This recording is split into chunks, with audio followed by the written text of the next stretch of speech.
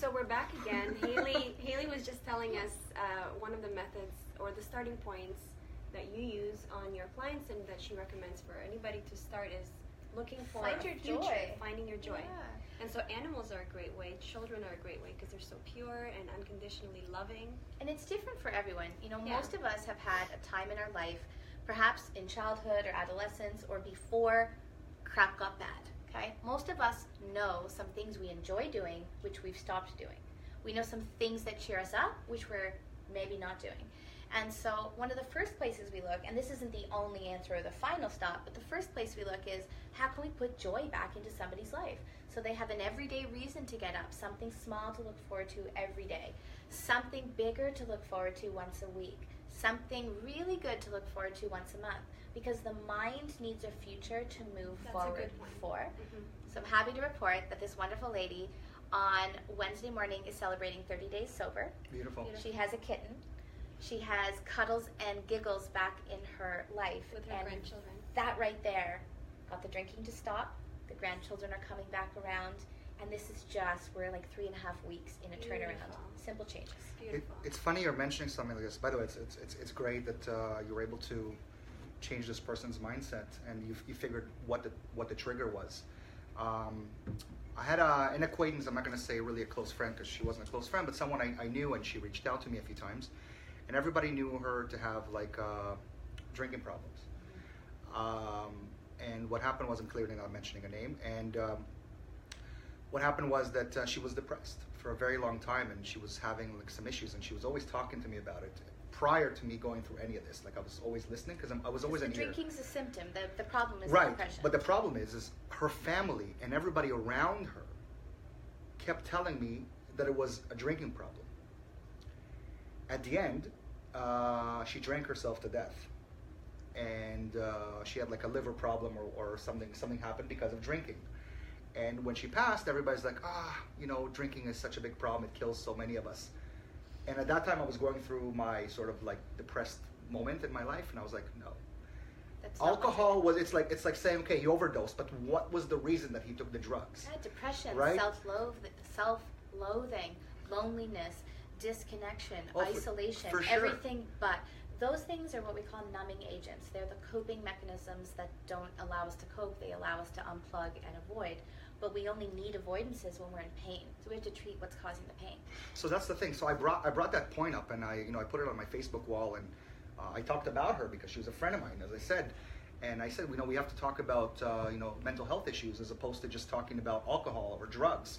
We have to talk about what gets somebody to decide to do so much drugs or drink themselves to death.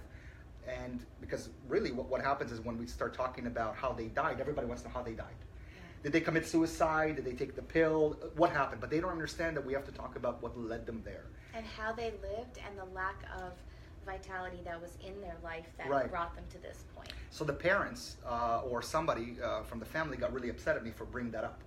And I was not trying to bring it up to hurt the person that just passed. On the contrary, I wanted to bring it up just in case other people are going through it, what they can do. I'm so glad you're saying this, Ron, because when Ron explained the concept of the show to me, he said, the prickly pear, Haley, you have to come and vent about something that pisses you off. I said, Ron, I'm a happiness and positivity coach. Very few things piss me off. He said, no, it's okay. We'll get to the good stuff. Start with what bothers you. And you've actually just said it. What bothers me is when people suffer needlessly and when the people around them who want to help them ignore what would be the correct method of help to treat the root problem, and they get mad at someone. Mm-hmm. Yeah, they get mad at someone for what is a disease rather than offer the correct kind of support to treat what is fueling that disease. It's heartbreaking, it's infuriating, and it's devastating because people don't need to stay addicted for so long. People don't need to be dying. If we could just assist people with saying, you're a good person, you lost your way, let us help you find your way, rather than being mad at you for the choices you're making right now. Help you. Yeah, so many people choose to be reactive rather than look for the cause because it's sometimes painful to see the truth, right? Mm-hmm. So people tend to just look on the surface and label. I think labeling is a big part. Right, but I think, no, I didn't mean to stop you. I just think that they're not seeing that they can help somebody else. I think that they're looking at it from just their own perspective. They're looking at it like, Like they don't see, hey, you know what, your child died, you can't bring them back, but you can save another person's life by talking about it. And now I understand when you're in it, when you're immersed in it, you can't see the, you can't see the light, you can't see the power that you have.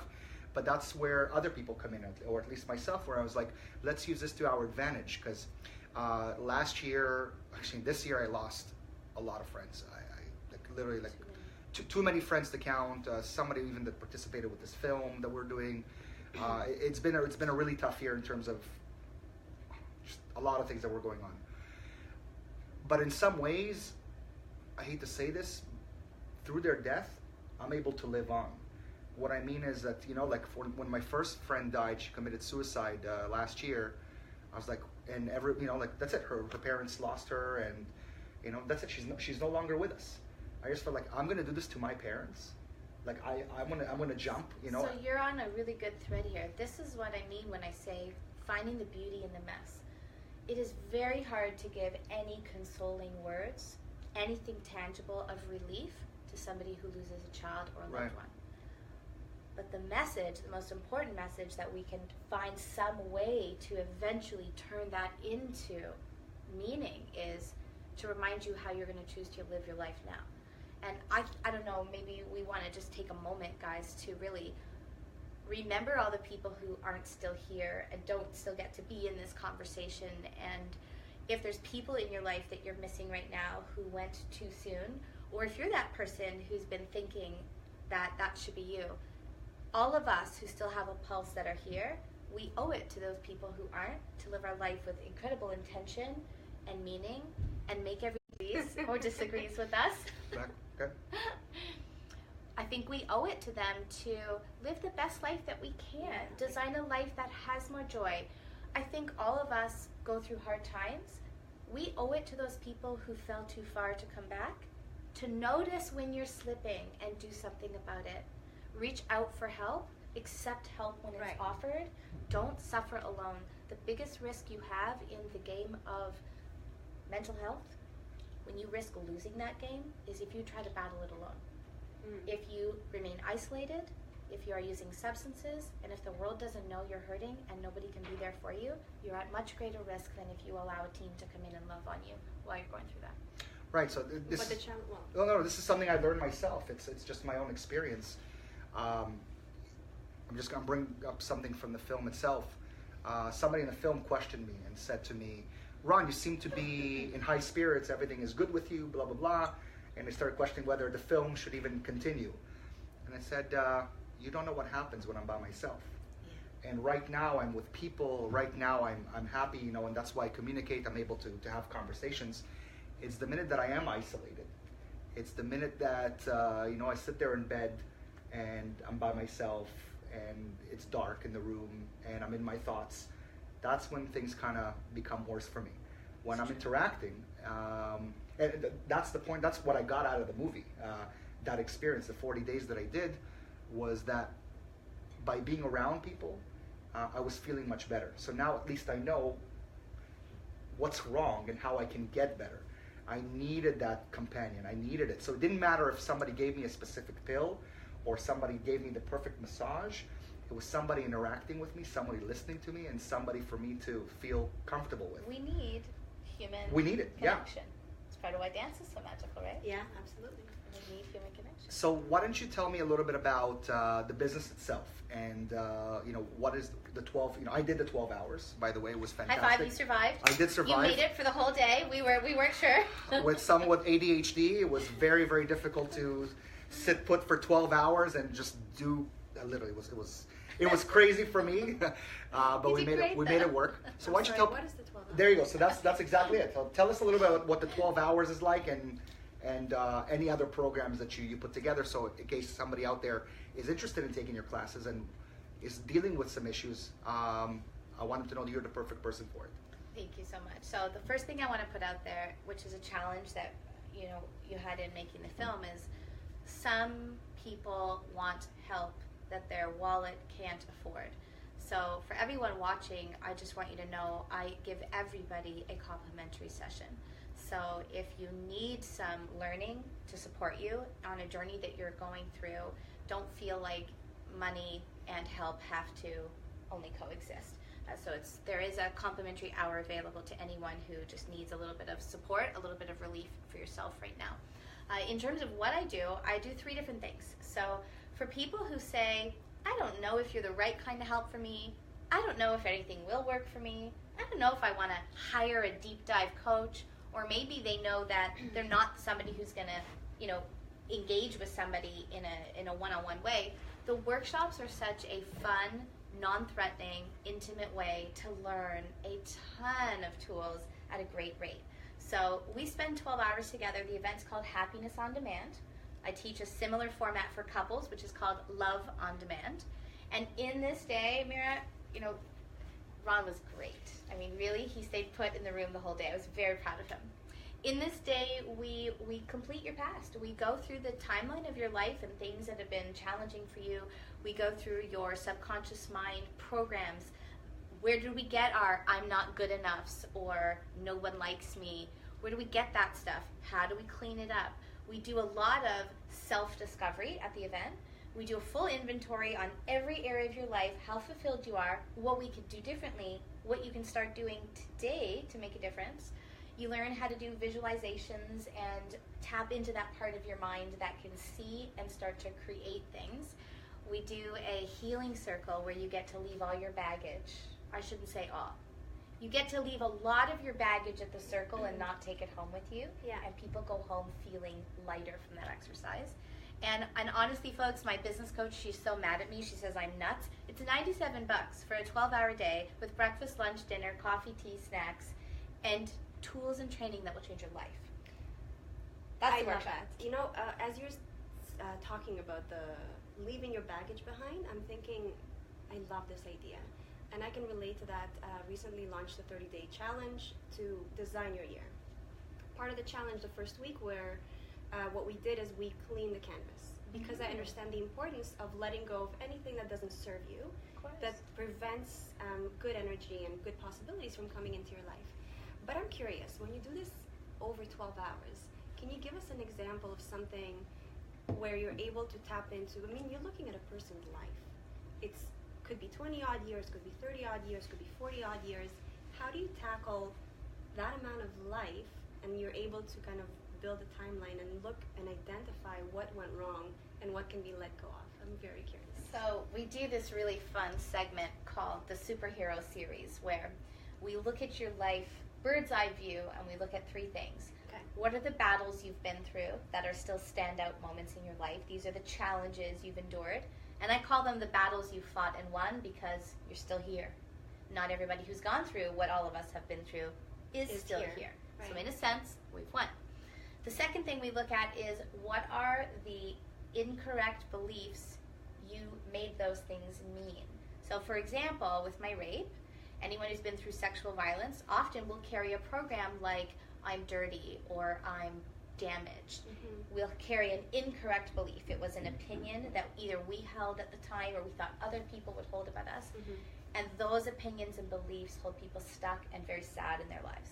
Even on a subconscious level, right? Oh, especially on a there, subconscious. right? You might not think it every day. So we help people spot what's in their blind spot. So we look at what's in conscious awareness, subconscious, and we support them. Okay. And then the best part of that exercise, and all of this is done in less than half an hour. The best part is, I'm curious. I'm you gotta come, Mira. You gotta come. I'm gonna come. February 25th. Would love to have you. I'm not here, but when's your next one? April. I'm gonna be there for the next I'll check the calendar. I think Okay. it's April 4th. Sign me up. So the next thing we do is we look at those same traumas. We look at the crappy, nasty programs that we used to think were true about us because of those hardships. We cancel those and we instead find, what are your superpowers? Love that. So somebody who has been through financial hardship, maybe their superpower is they're an amazing budgeter. They learned how to be a business owner. They became resourceful. They learned how to have more with less. So we can always find beauty inside of the chaos. And at the end of that exercise, people leave with a clear sense that you are not a victim. You are not broken. Everything that happened to you wasn't in vain and for no reason. In fact, it's shaped you into the incredible human you are and are continuing to And become. that's such a strong message. I love that. Yeah, so when you leave that event, you want to leave feeling more the champion, less the victim. More the designer and co-creator of your life, less at the effect of it. So the happiness workshop is similar in format to the couples workshop. We do a full day program for couples, and couples come in 3 different places. They're either on the brink of divorce, and that workshop is make it or break it for them, or they're having some issues and they want to improve, or they're a good couple and they're wise enough to say, let's learn from a love expert how we can always have good love, how when future problems come in, we'll be able to talk about them and handle them. Who's the love expert that you bring on? Well, you know. Yours truly. Love it. So I absolutely love that. That day's amazing. And the happiness workshop, honestly, we have people who are a 9 out of 10 for happiness in their life, and they just want more, and they want to teach others. We have people that run transformational workshops for other large companies who come and attend for their personal growth. Yeah. We also have people who are fighting addiction for their life. We have people who are recovering. So a plethora of different clientele that can benefit. So you're basically empowering, you're putting the power back in their hands so they walk away knowing whatever the past is, it's shaped me into the person I am today, and I found beauty in all the ugliness that I've experienced before. So And that I can, if they've been in therapy, people Yeah. often are resistant to come to a group event because they feel like it's going to be, I have to air all my baggage to the middle. Right. That was my other question. How do you deal with that? Some people are very private about their trauma. We only air the good news. You work on your, I support you in working through the pain points privately, then we share the good news through the group. And then we have a very interesting but anonymous way for people to be acknowledged for the pain they've endured, leave it in the circle, but not have to divulge the details. Like, What if you, and I'm maybe speaking for myself, but maybe for others that are out there, what if you're having a hard time letting go? What if you just can't accept certain things in your life? You cannot move past it. Like, if there's a death, well, you can't bring somebody back. Yeah. But if you know, or you think, hey, you know what, let's just say about a wife or whatever, oh, I could get her back. Or somebody's saying, oh, I can make it better. And all you're doing is putting your energy like towards you're holding that on to negative. Like false hope or something? Is that what you're saying? When we resist and deny that what we're going through should be what we're going through, we automatically stay in suffering. Right. When we accept that what has happened, even if it was horrible and still feels horrible, in some way is going to be part of a perfect plan in our life. In some way, we weren't meant to still be with that person or in that situation, or there was things we needed to learn, ways we needed to evolve. So when we look at our 2 options, which is be upset at what we can't have, don't have, or had to go through, versus accept and be grateful for what we do have and can do about it, suffering always comes with resistance. And this is where it gets frustrating when someone says, oh, happiness is a choice. Forgiveness is a choice. Just get off it. Just let it go. Easier said than done. It is a choice, but it's hard. And, Yeah, but I choose happiness, right? I mean... but you're having a hard time letting go. Well, that's the thing. I have a hard time letting go of everything. Yeah. If you haven't met Ron, this is a powerful truth moment. Yes. I salute you for acknowledging that. I acknowledge that. I'm very open about this. I don't like to lose things. Like I have my biggest problem, and I found out through the last 3 years, loss is a big one for me. When I lose something, it takes over. Or someone. Or someone. Yeah. Anything. Not even things like in your story, losing the country that had warm weather and sand and water, and inheriting cold climate, losing a social circle, losing what a day routine was in a different country, what it is here, right. Losing respect of someone, losing a commitment when someone breaks their word with you. You're somebody that really honors and appreciates what's here and now, and when it's taken either slowly or especially suddenly, it's hard very hard. It's hard for everyone. No, but it's also like somebody's word, like what I've learned throughout this process. I've become a lot more negative in many ways because of the experiences that I've been in. I see myself somewhat as being a somewhat positive person because I always try to do good things in the world.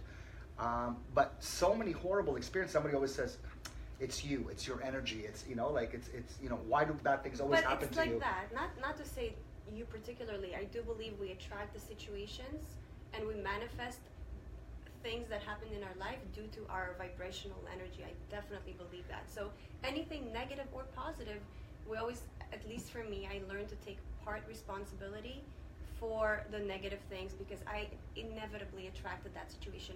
Willingly, unwillingly, consciously, subconsciously, something about my vibrational energy brought that to be for a lesson so that I can learn that lesson and move on or improve or be better. But I have to say that when you talk about, and you mentioned letting go and loving that commitment to situations, and when it's gone, you feel the pain.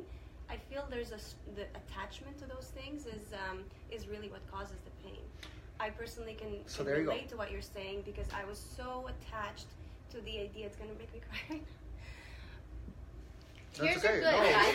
Tears are like poop. Better out than in. Thank you so much. Better out than in. But being so attached to having people that you love in your life, when they're gone, and you know. Yeah, of course. But gone for good. I don't mean like gone in another country, gone for good. The attachment is what makes it so painful. And I have to say what helped me through that is just going on a meditation and just to learn to detach. I really, really recommend to anybody viewing, if people are having a hard time letting go and accepting circumstances, doing what I call a Vipassana meditation. It's free, which is something that you would totally appreciate, because giving value for free without charging anything is such a good service. And I can hear your difficult sigh right now. It's a heavy sigh. Something is happening inside you. Yeah, I get. What are you thinking? First off, I'm with you. Yeah, you. Obviously, my tears are affecting you. I feel so you. Like, my energy feeds off of your energy. Yeah. And it's just a release, really. The tears are release. It's not the pain. It's just the release and acknowledging that this is so true. It's a truth that we're speaking about right now. The attachment. For me, I think it's also like I think maybe it's for everybody. The control. You think you can control everything around you. You know, like you control what you eat, you control what's going on, and all of a sudden when things are out of whack, like like all of a sudden you need to be there for a specific time, and there's traffic and the light is out. I get anxiety, even though I have zero control over it. There's nothing I can do, but I take it upon myself. Because you want to have control?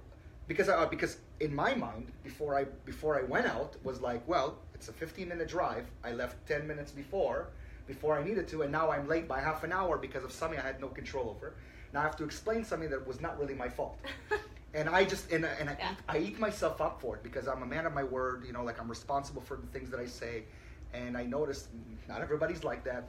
And I try to control things and I know that's the problem. I know that I can't control it. I know it. That's the stupid part about it. That I'm aware. Back to attachment, being attached to the control, to the ego wanting to have control over a situation. One really important concept that I learned that I think is going to be really helpful for a lot of people is there's this word called anicca. Have you ever heard of it? So it's a Sanskrit word for change, and the concept is that everything in life changes. So life is a spectrum of ups and downs, but nothing is constant. Nothing stays the same. Moment to moment, second to second, everything changes. And when I was sitting in that room for 10 hours a day meditating in silence, I had to really confront my mind. Now it's a scary place because you're left alone with your thoughts. And you're kind of noticing the pattern of your thoughts, and you understand nothing changes. Nothing is the same. Everything changes. And understanding the concept of anicca, the concept of change in life, once you really understand it through the fibers of your body, it helps not get attached to the outcomes of situations. In your case, controlling a specific outcome gives you anxiety because you're attached to the outcome. You're saying, well, I'm going to do this, this, and that. I expect that. So the expectation or the attachment to that outcome is what's causing the anxiety. And if you allow yourself to let go of that attachment, you're not going to try to control other people or their actions or the outcome of that situation. You're only in control of your own emotions to that situation. Does that make sense? It makes perfect sense, but the problem is you can't really detach yourself from everything. Like I'm one of those. I see myself as a passionate person, so I'm like, I love. That's a really good point. You don't have to become less passionate. No, but that's the thing. I can't. Just not. It's not attached to the outcome. You kind of accept things as they come. It's You can still be as passionate, and I thought that same thing. Like, how can I be me? Because I'm very passionate, just like you. Super passionate about things. You're passionate about helping people. You're passionate about life. And I thought, well, I don't want to become a cold-hearted, detached, neutral line. You cannot be a flat line. How do you become the person that maintains your integrity, yourself with a capital S, and you're still able to enjoy life without being attached to the outcome? Some of our minds, Ron, work linearly. Some of them don't. Here's how my mind. What do you mean by that? here's how my mind works. I look at two ways of being. So if I look at the two of you and say, if both of you had a best friend in common, and that best friend were to sadly leave us, I look at what Mira's process would be after and how she would honor this person's life, and your process and how you'd honor their life. But I would be able to see how long you stay in pain, anger, upset, resisting, shouldn't have happened, shouldn't have gone, and there'd be a different course for how Mira would process the same pain by somebody even that you both knew mutually. Of course. And so I'm one of the, when I say the linear thinker, when I was a kid, I looked at the rotting lungs on a cigarette package. So my brain said, you will never put a cigarette to your lips, done, easy. See somebody throwing up on a nightclub, drunk, I'll never touch drink in my life. So when I look at suffering, and I look at attachment, and I look at letting things go, I just choose, teach me, give me the book, what can I learn, what can I do? I want to be this way because I see it produces a lighter, happier life. And I'm only saying and that doesn't solve the problem. It doesn't, but I'm saying that I've been in that situation where Ron is, or describes the situation of being in that cycle of pain and resisting the change and saying, well, why? Why did he leave us so early? Why did he have to struggle so much? I don't accept this. I will never accept this type of death. I will never accept this struggle, this pain. This person does not deserve this. No, I say no to that. And I was in that pain, causing myself pain for 2 years. Depressed, not wanting to continue to live, not wanting to move on. And so I said, you know what? I want to empower myself. I went on this 10-day challenge. I said, world, I'm leaving, bye, I'm taking 10 days out, bye. Shut my cell phone off completely. High five to that. That was we need to do an episode on that, just like not being on my cell phone. But I have to say that changed my life. I literally look at my life at Mira before Vipassana and after Vipassana. I cannot speak highly enough of this transformational process that everyone can do. It's accessible to absolutely everyone. Not to cut you off, I just have a question about it, if I may. Just someone like myself. Yes, because I spoke to you about this so many times. To be alone. You're not alone. Like, I'm worried about the being alone part. So let me explain to you. So you're sitting. So let's explain, guys. We're talking about a silent retreat. Silent retreat. It's called Vipassana. It's basically a technique that has been taught by Buddha, the original Buddha. He meditated under a tree for supposedly 200 years until he reached total bliss and was able to then teach his followers how to be in peace. Now, I'm not saying sit under a tree for 200 years. Oh my gosh, we're all going to look so great when we're 200. Right? But what I'm saying is I chose a place in Vancouver where I knew that you were going to be surrounded by people, even though in silence, you absolutely feel everybody's energy. And you're constantly reminded, you're sitting in silence with your eyes closed, but I would peek my eyes open once in a while and I can see other people sitting like pillars. Some people are itching, some people are changing their position and they're uncomfortable. And I'm constantly reminded that I'm not alone in my struggle, that these people are here with me. We're all going through the same journey. And there's 2 teachers sitting there for anything that you need. Like if you need to come up to them and ask a question, they're there for you. But you asked a really good question. How do you do it when you're on your own? That would be scary. I couldn't do it on my own. It's not just the on your own. It's the idea of, like, for me to be silent. Why is that scary to you? I live in my head. That's it. No, but that's the thing. I live in my head. Have you ever taken a trip to your head? Have you ever taken a trip just towards your head without? Oh, I take vacations in this head. Like vacations? Oh yeah, I have an all-inclusive vacation. Guys, let's pause for a second just to help our viewers understand this. Ron notices that his way of being produces for him a high level of frustration. At the same time, he hasn't necessarily chosen a new way of being, which is to make a declaration to say, I want to be someone who's easily at peace with things, is chill, doesn't have to control situations. I want to be that way. If a person makes the decision to say, the way I am causes me extra suffering, I want to become a new way, then the next question is, well, how do we do that? How do you do it? And that's the place we're not at. We haven't yet heard a declaration that says, yeah, the way that I am, I actually want to work on transforming to be a different way. That's such a good point. I think that we're all afraid to let go of how we are, who we're being, as they say, because if we're not this, who are we? Who are we? Yeah, it loses what our will we sense be? of self. I'm the passionate guy. I'm loud, I'm passionate, I'm opinionated, I speak my mind. When I'm mad, you'll know. If I'm sad, you'll see it.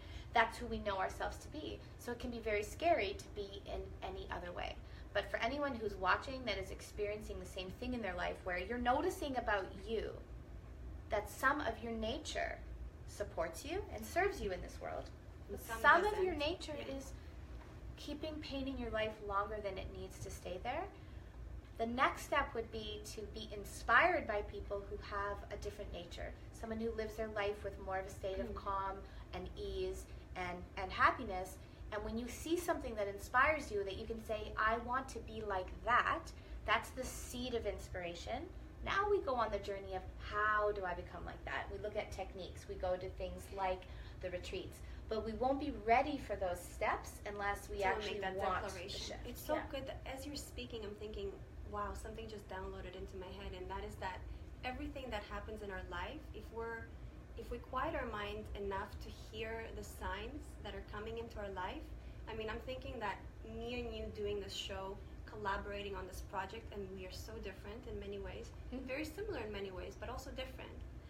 I had hair once. I did. So let's explore daily trauma, guys. So Mira's late and Ron's hyper early. This is the nature of things. Now, this is the nature. But there's going to be some beauty in the mess.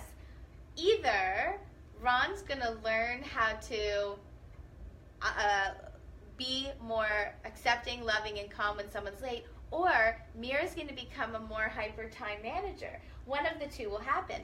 I'm like Mira. I'm normally late, but I just know how much it pisses him off, so I came an hour early.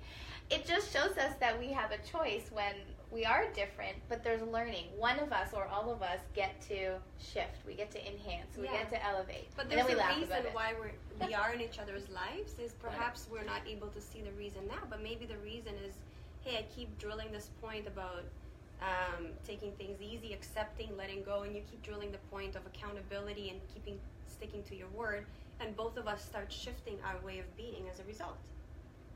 I'm dressed for her. Right? Look at this. Yeah.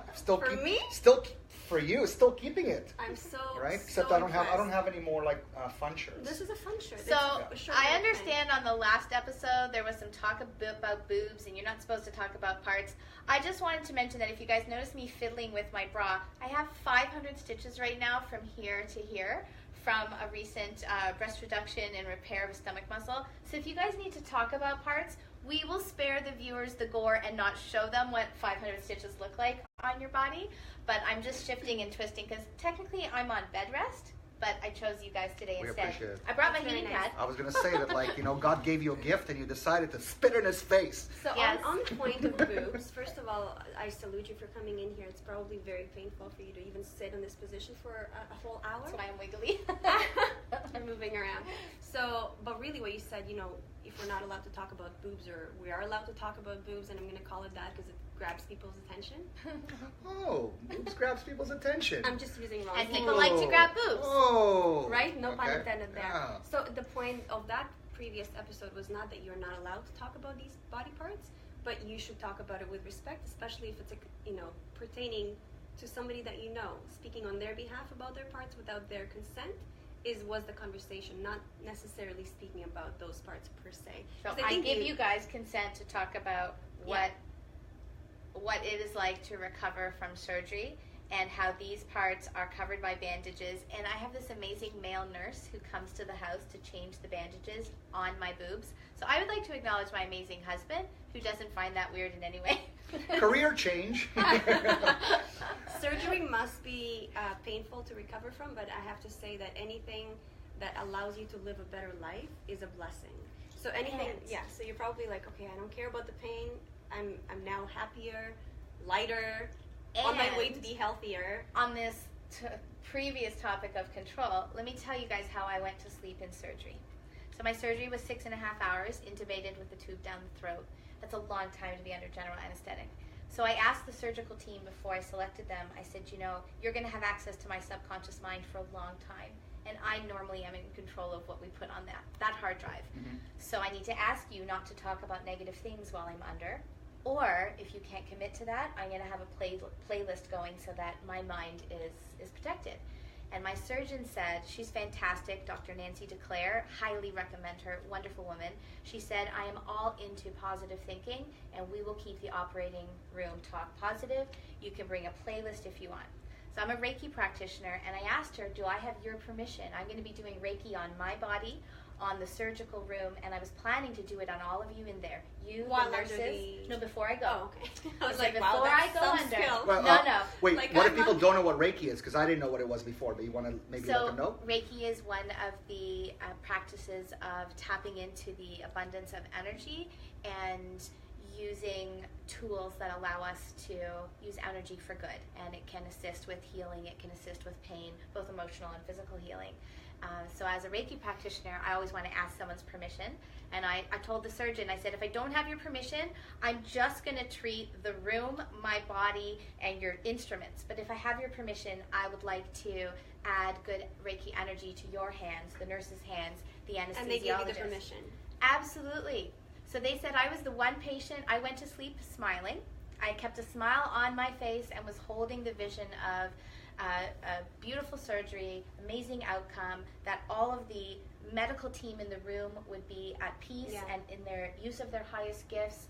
I went to sleep thinking that this was going to be amazing, a fast recovery, and I talked to them. We took goofy pictures before the surgery, me all marked up, and that's not how most patients go to sleep in surgery. I bet not. Most people go into it with fear, anxious, Expecting the worst. And I think you touched on a really good point, is manifesting your future.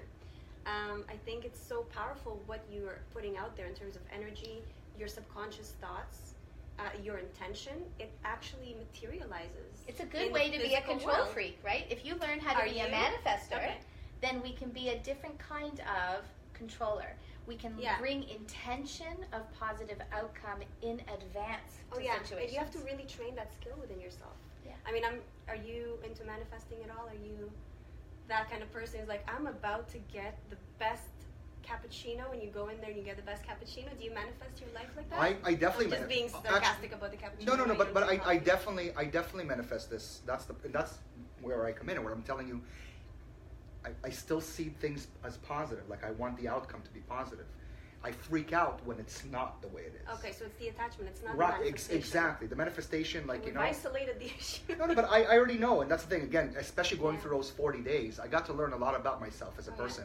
Yeah. And whether it changed me or not, I have a lot more education behind me, and I always tap into that, to the stuff that I learned. And like, for example, and you danced and you got happiness sessions. Oh, I've done so much. If only I can have the footage and I can do something with it. What? Where is the footage? And make I wonder. and I would make love and, to see and it. make this film. Because so many people can benefit from that film, Right. We really need to get on top definitely. of that. Different conversation altogether. Right. It's a prickly pear. Yeah. It's beware the pricks really is where the statement comes in handy. So I learned a lot, but and actually somebody that knows me really well that's definitely watching today.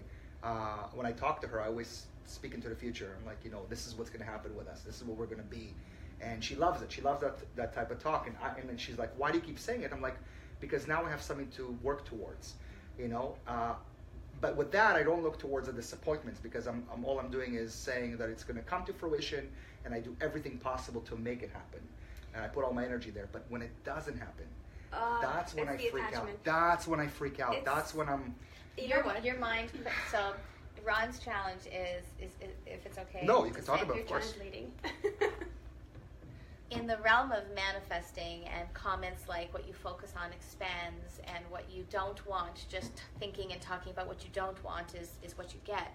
Even though your words are positive, there's so much immediate memory recall of the negative that the moment things go south, you go, see, people always screw me over, I can't believe it, I shouldn't have trusted them again, the last time it went badly. You have had a lot of, as all of us, negative experiences, but they stay very fresh. The memory recall is very easy. Because like the conditioning of the mind is so powerful, right? And our brain can be taught to scan our memory bank in different ways.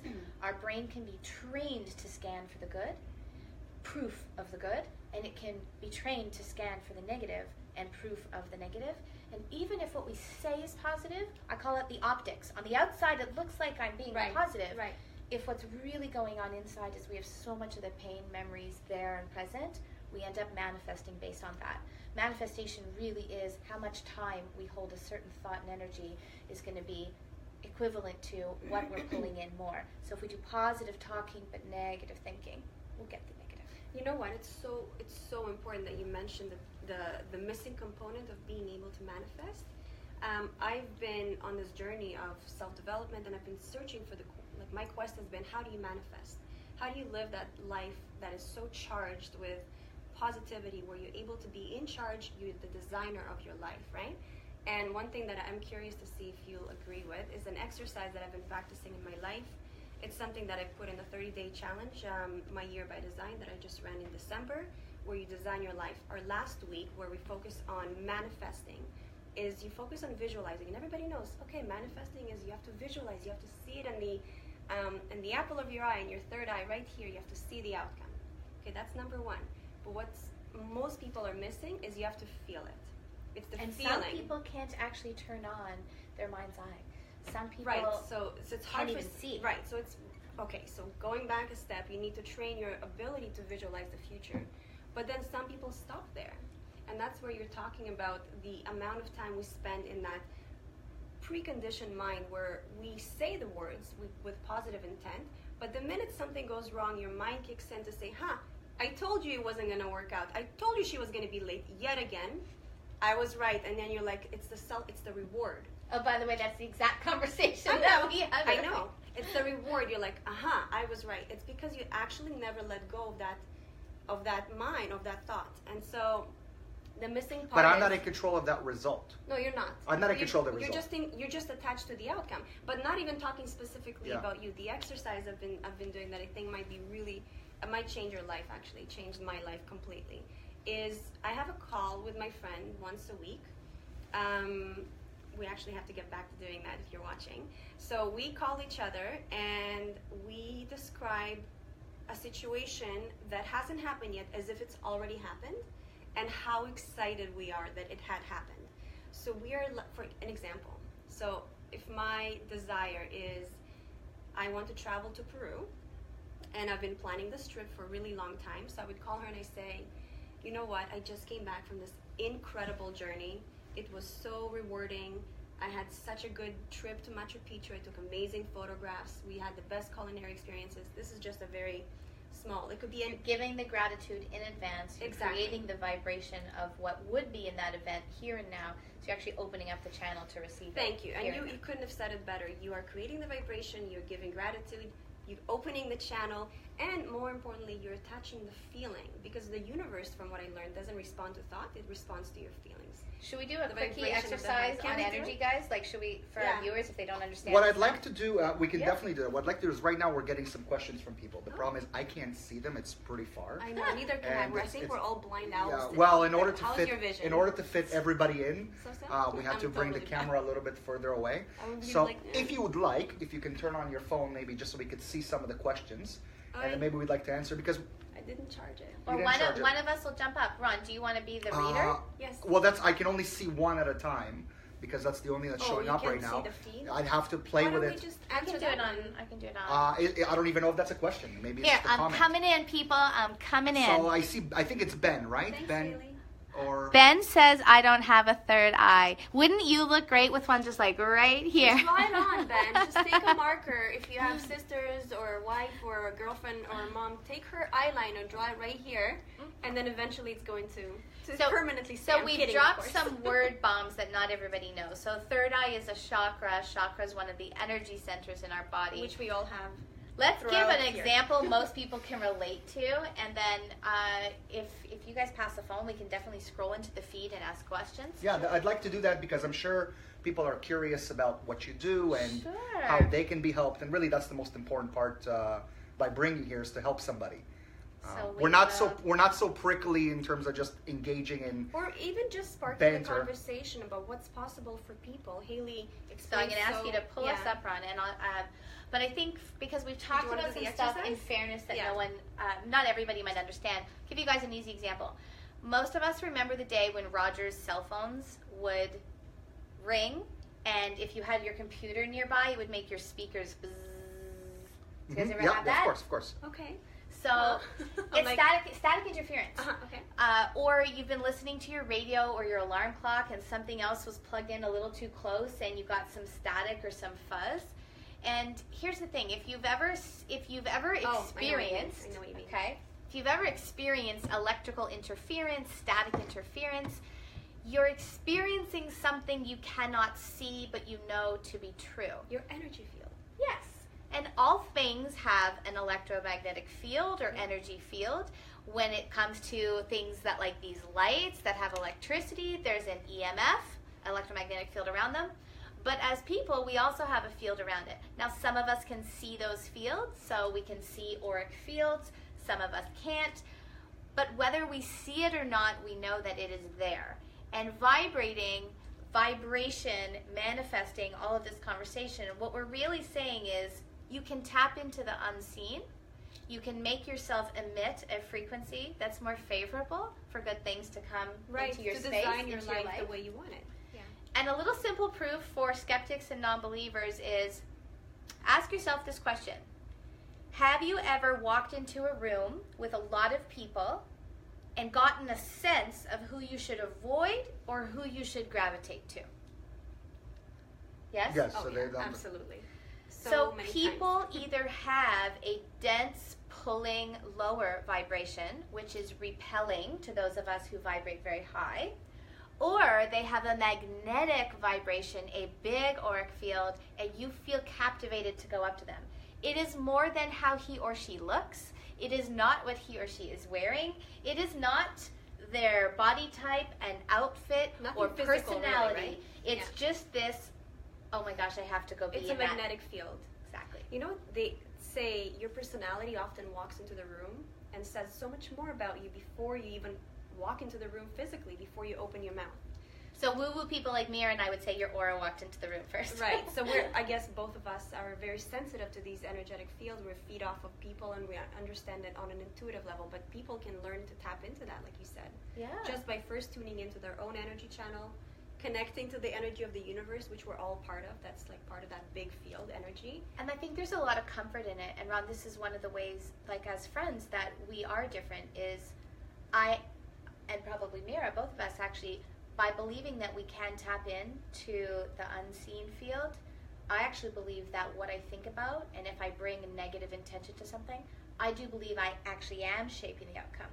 Thank So you. for example, if my intention... Well, I'll say what I'm saying. Thank you. I know why you're saying thank you, but I'd so, like to hear you. So let's go. That's a good one. We could pull on the funny issue of this morning and like late and on time, but those of us that really believe in energy work, we do believe that our thoughts have an effect, and there are some tangible ways we could change the situation. So let's just say you were worried Mira was going to be late.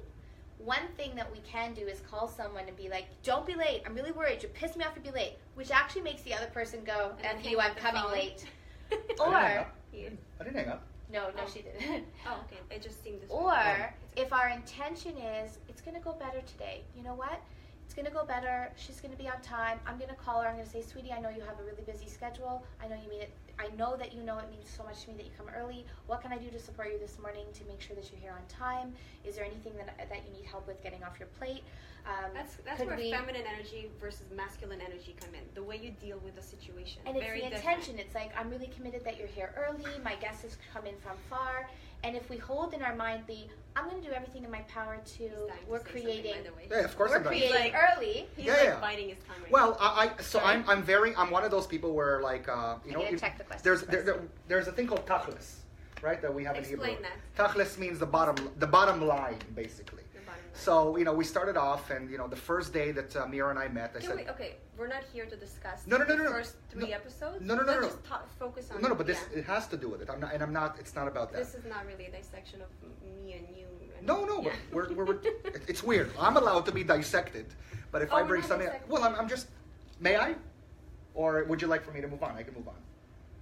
What I'm saying is, before we started the show, I explained to Mira and everybody involved, a show must start at 12 o'clock. I'm very big on this. We have to check Are whether you the audio. referring to the first episode? Referring to everything, just because before we started, right? The day that we were even planning, I said, I'm very big on time. come a little bit early so we could check the lights, we could check the audio, making sure there are no problems. Because some person needs to be in charge. For example, if you wouldn't have shown, and if I wouldn't have shown up, you depended on me. You knew that I will try and take care of all this type of stuff. You knew that I'm going to come early. When? Today, every day. You know that I'm there. So you know that you could trust me. So I want to be able to know that I could trust you to be on time. So, you know, we spoke about, like, time is very important to me. I said I'm very big on time. I come here like 10:30, which is an hour and a half before the show, to make sure everything is working. I'm here last night. I went to go and buy the equipment, right? I make sure to deal with all these things.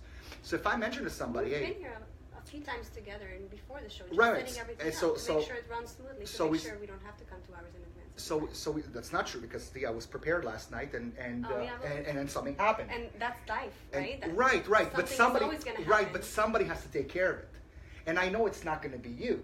So there's certain things where I expect you to take care of it. Yeah. We have to be responsible. It's not.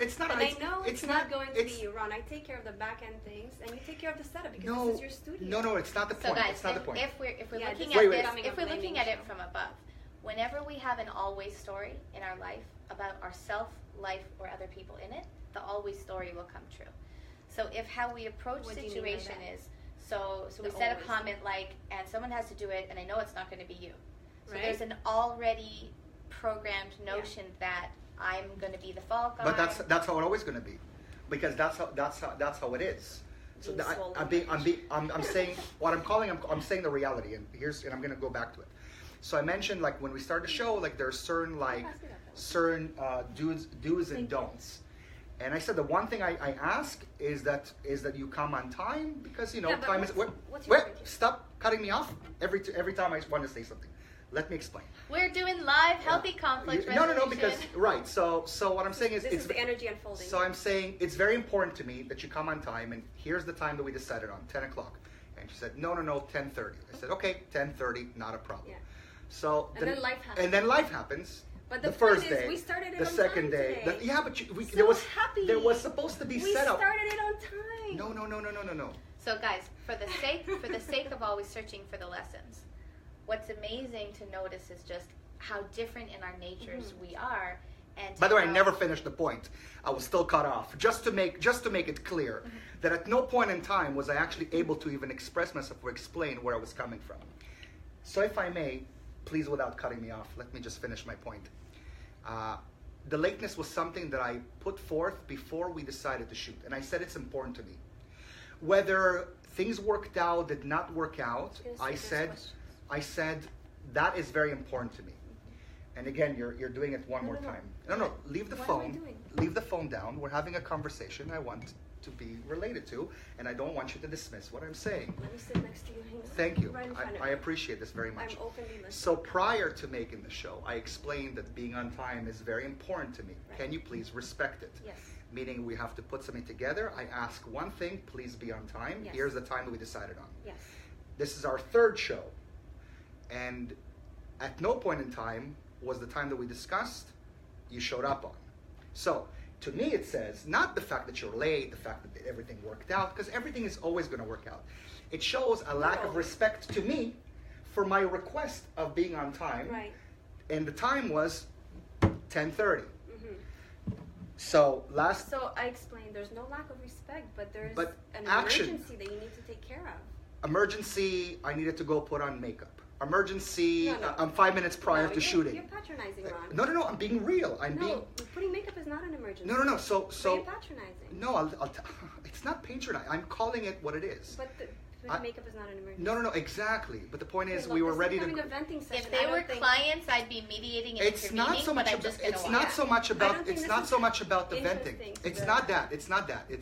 It's where, like, you know, like you're saying, like, put the positive energy. I was like, well, I called her last night and I said to her, I need you to come in to, like, you know, to put the setup, because she's sending me pictures of the setup and what to change and what not. Meanwhile, I'm the one, like, putting stuff here, and I'm saying, come here and put at least the lights, you know, let's make it nice. And he's like, it's only going to take 5 minutes. I'm like, it's actually not going to take 5 minutes. You want to figure it out. You want to see it through the screen.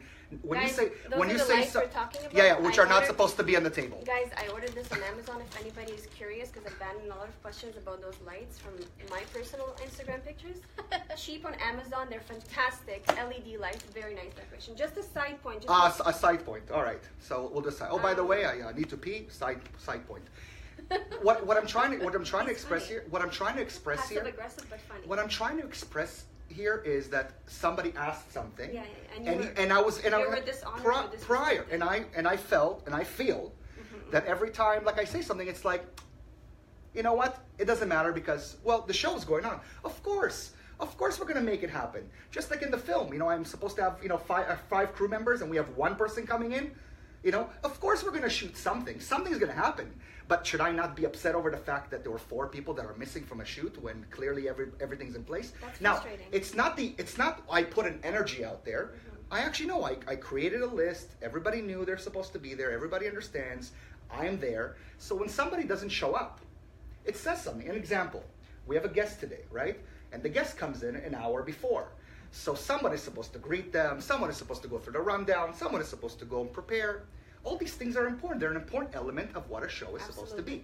So when someone doesn't show up, and again, out of 3 shows, on the agreed upon time, and every time, so it's frustrating to me. You're totally right. Now, I'm not saying it's my energy that I put out, because I said, I called yesterday. Why don't you come in today? No, don't worry, everything's going to be all right. But it's not.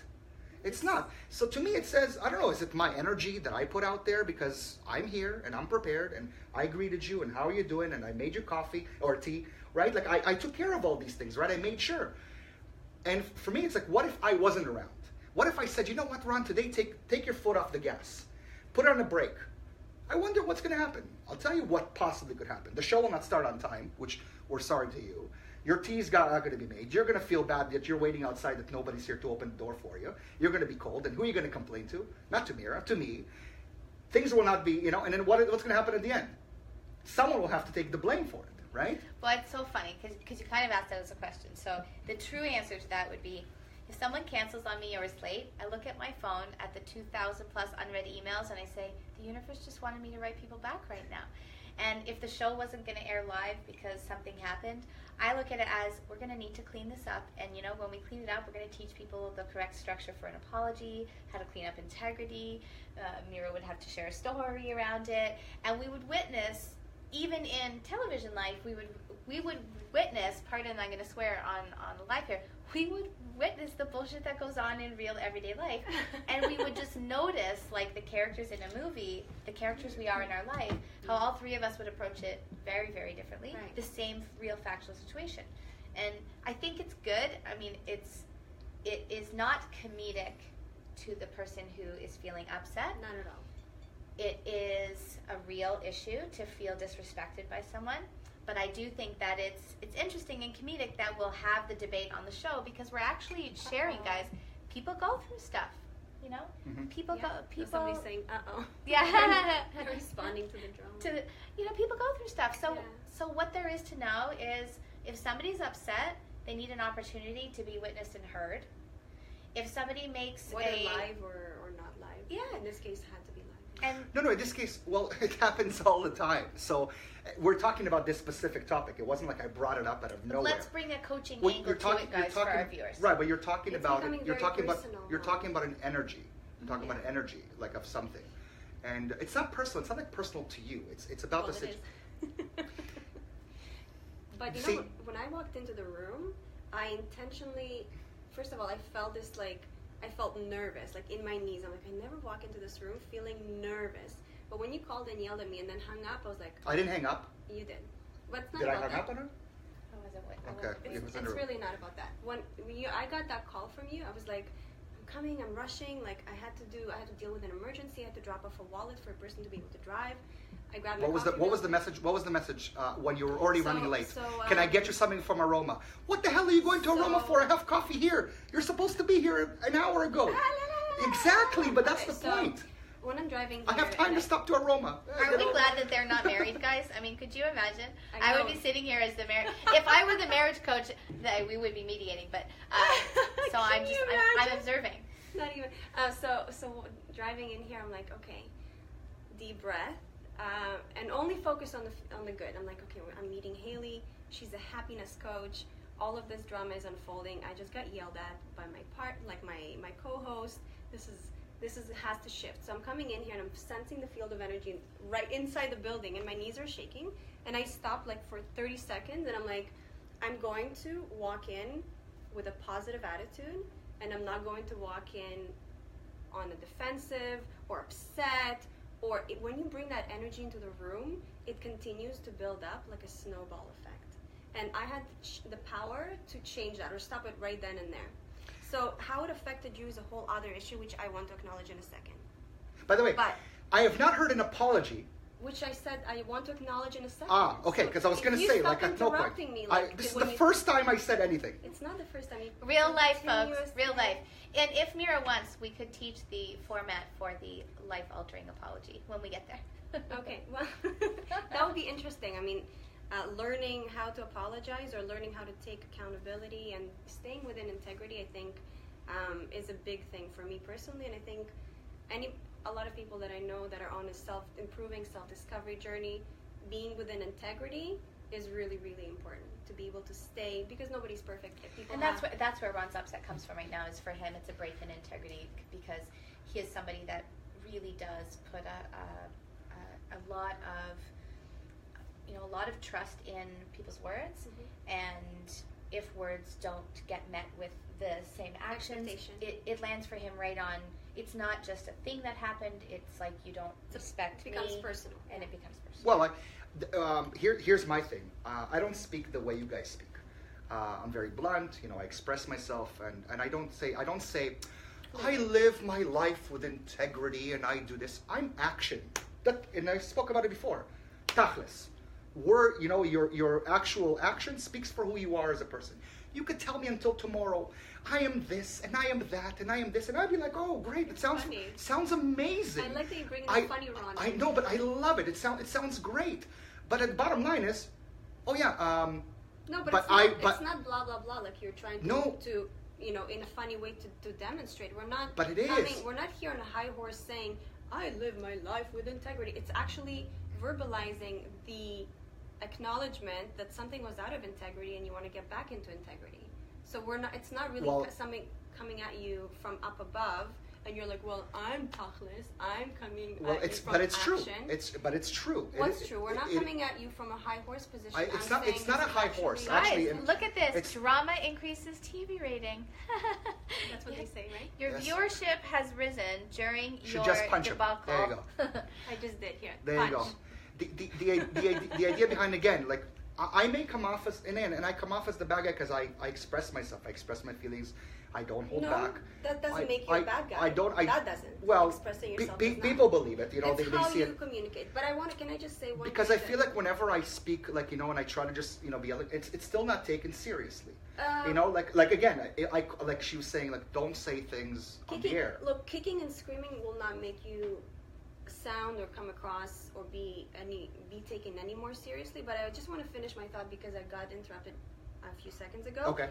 Which was to get to the second part of what I was about to say to you, and to honor what you said, that you felt like this was disrespectful to you, and to offer a sincere apology that to let you know that I felt I was out of integrity because I said I was going to be here at 10:20 and I wasn't. And I tried to take measures to let you know that I needed to take care of an emergency, that I was going to be late. I called you, you didn't pick up. You know what, you're right. I did not have to pick up my coffee. I could have just skipped through the coffee and come here, but I know that this would have made me very happy, but I ignore that this would have made you very unhappy. Me detouring to the coffee shop totally was like the last straw, right? And we have actually some great comment here. So wait, but do you acknowledge what I just said? I acknowledge it, but I want to see it come to fruition. Like, meaning, I love the fact that you're saying this, and thank you for that. I appreciate it because I'm hearing it for the first time. But what I'm saying is, from now on, I'm hoping that you would keep that word. Meaning, if Ron's coming here early, and it's our show, I should be there early too. It doesn't matter what is the reason, because we had issues, and I had to work on it and make sure that everything is flowing. And I do have you as a part of the group, and I want to be able to work with you. But again, like you're going away where you're not going to be here for a while. You're going to Peru. Right? Is that where you're going to? You're going to Punta Cana. This Sunday, amazing. and then Machu Picchu. Right. Yeah. So she's going like on a nice vacation, which is fantastic, and I wish you amazing. By the way, next week we will not have a show. Why not? Because I forgot that February 2nd I committed. It's a Friday. There's a PA day, and I teach on that day. I'm actually bringing kids here to the studio.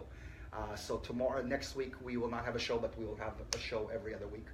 If we were 6 months into the show, I probably would have been able to get guest I thought speakers. my sister said something about co-hosting. Yeah, but next, she will be. Okay, cool. Your sister will be coming, not co-hosting, but she'll be a guest on our show. Fantastic. I have another person coming in. I hope I'm here when she's here. Sorry? I hope I'm here when she's here. You're not. That was the whole point. Sister rivalry. Having her here when you're not here, so she's kind of taking over. Yes, you can read it in just 1 second. To hear that. What I'm saying is it's and again I don't like to fight about it. What I'm saying is we spoke offline. I said this is very important to me, and it wasn't taken care of. And I feel like why should I always feel bad? And I try to put a good energy like why don't you come a day before so we can do this together? And like no, it's going to take 5 minutes. I know it's not going to take 5 minutes. I know what it's like. So I'm already why? Because it makes sense to me. It doesn't take 5 minutes, and then it doesn't get done, and then someone comes in 5 minutes before the show. And as if they're a guest, but really they're the host. Okay, but you have to understand too. Like you keep drilling that point. Yeah. But you have to understand that it's not because I decided to stay in bed long or whatever. There was an emergency that I needed to take care of. No. Which detoured me, which I acknowledge and I take full accountability and responsibility. And I apologize to you, but you have to understand. And with you too, and I really suggest that to you as a friend. When life happens, you cannot be so attached that you freak out, that you get like hives all over your face because you're totally nervous about this. You just need to accept life as it happens and roll with the punches. Because at the end of the day, when I look at this, I walked in, I'm like, positive energy. Haley's here. We're going to have an amazing show. We started on time. Bottom line. You talk about bottom line? Bottom line, I feel like this show today was interesting, inspiring. You guys get to see a real life insightful. argument. You got to see real life arguments, and more importantly, we honored your desire to start on time. So when you're looking at the bottom line, I would actually say that the bottom line is the more important thing. So if we can bring a little coaching perspective in, guys. From the outside in, if the two of you were a married couple, or if your business partner's on the show, is it okay to share some observations? Sure, of course. Yeah. So often we have expectations that are agreed upon, and then we have a right to upset. Other times we have expectations that are not agreed upon, and therefore we have no right to be upset. So if in this situation there was an agreed upon expectation, then Ron would be entitled to his upset. His upset would require a pause button when unavoidable situations come in, like an emergency. And his upset is allowed to then press play again with choice delays, like a wrong. So if we dissect a situation, like if this was a conflict and you guys were living together and we needed to get to the bottom of it quickly, we would actually go through the layers and dispel where we're really having our feelings that we ought to and where we're having them where we don't need to. Right. One of the things that's amazing about you, Ron, is you're the most organized person that I know. And the impact of you being so organized is that you're someone that I could count on with absolute certainty. One of the gifts in your nature is that you are to the world somebody that people can rely on, they can count on. You don't cause us any anxiety. If you say something's happening, it's happening. If you say it's happening at this way, it's happening. If there's any change, you let us know. And the energy that you create for us is a huge amount of trust. There's a safety net around dealing with you because you can be counted on in such a way. Because you are that way, which is a wonderful way to be, you have an expectation that the rest of the world can be that way as well. Now, even if somebody like Mira or I wanted to be that way, it may not be in Mira's nature to be that way. So perhaps where we went wrong is that not in my nature. You agreed. Working on it, not in the nature then. And when you agreed to him initially, what might have been more telling would be to say, Ron, I want to agree to that, but I'm going to tell the truth on myself. I'm going to come in looking beautiful 5 minutes before every show starts. If it's okay with you, I'm going to ask if you do the background scenery, because I will undoubtedly let you down each week. It's not my forte. Let me know what you absolutely need me to do and by when, because I know, based on how my life is, that I am likely to upset you on the morning of show days, because how I roll lately and how I choose to roll is not to give up an hour and a half of my morning before show starts. And there was probably an honest debate that never took place, where you made a reasonable request, you agreed, but you probably knew full well it's not in your style or nature to comply with that. And you guys are in a train that's been rolling, where we keep doing this to each other. I keep expecting she's going to do it because she said. I keep thinking it's fine that I don't do it. And it's reasonable to have, in this case, it's reasonable to have the upset. What's important is how we clean things up with people, and the comment from one of our viewers is really telling to why we can understand Ron is so upset right now. This is from his friend Ilan, who says, basketball, which is Ron's passion, I'm just going to paraphrase, that Ron's actually missed basketball for 3 weeks in a row just so that he could be here to prep in advance for the show. And it's on Thursdays, right? Thursdays nights, yeah. And so he sacrifices something that is one of his few outlets for joy and happiness, which we talked about in the war against depression and the war against isolation, is doing those things we enjoy. And so the statement it makes about how he lives his life and how he looks at the show is how much everything means to him. That's why it increases the feeling of a wound when somebody else makes it appear that it has a lower meaning. And we just need to talk about those things, because there's layers of resentment that come into situations that we're not actually saying. Like, I gave up what I love because this matters to me. When you act this way, it feels like it doesn't matter to me, to you. I don't matter to you. And I think there's a really healthy offline conversation for you guys to have. That'll be great for both of you when you have a boyfriend and you have a girlfriend. Learning the art of setting expectations, really finding out if someone gets it. And there's something I encourage you guys to try called recreating. So Ron, when you said to Mira, okay, here's a show, 10:30, I want you to be there an hour and a half before, and then give her an opportunity to say, so recreate me. So that's when she has to say from her brain and her lips, so the show is happening and I need to be here at 10:30. It gives her brain a chance to snap out and say, no, actually, my friend, I'm not going to be here at 10:30. And it gives you an extra step in validating communication, which I think would be really helpful for you because you place a lot of weight and respect on people honoring their word. Give them a chance to echo back what you said. Make sure they really are committed. Oh, so right, I see what you mean. First off, thank you for this. Yeah. That's wonderful. I appreciate the kind words. What I'm trying to say is, if I played that role where I'm because I have a life too, and it's just looked upon as if I don't have a life, this is the only thing that I have to do. By not necessarily you, but meaning it just seems like this is my life. When you're the fall guy and you're left to do things, right. It makes you feel like everyone else said, I'm busy, I won't do it. He's not busy, no, meaning, he can do it. If I lift my hands up, right. If I left, let's just say right now that we didn't have a camera on, last night I spent an hour and a half at Long and McQuaid because we had a situation. So, and you're feeling. So I went at night, till 10 o'clock at night to Long and McQuaid and dealt with an issue, and that's my time. And I missed on basketball, and I was here. And then we had a situation this morning when I came in. If I would have come in at 5 minutes before the actual shoot, there would have been no show. And it's not necessarily my just feelings, it's the show and the people that are tuning in. You said something when you walked in. Ron, we're going to start the show at 12 o'clock exactly because we promised people whether Mira is here or not, right? Our guest is not even supposed to think that way. Our guest is supposed to feel like everything's in place.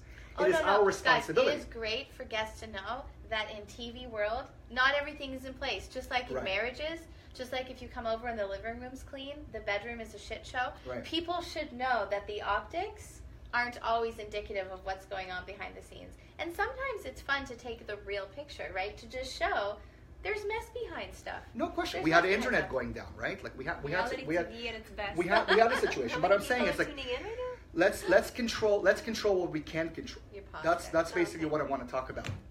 Is that there's certain things where it's you can't say, well, listen, I'm the type of person that I like to sleep. I like to sleep too.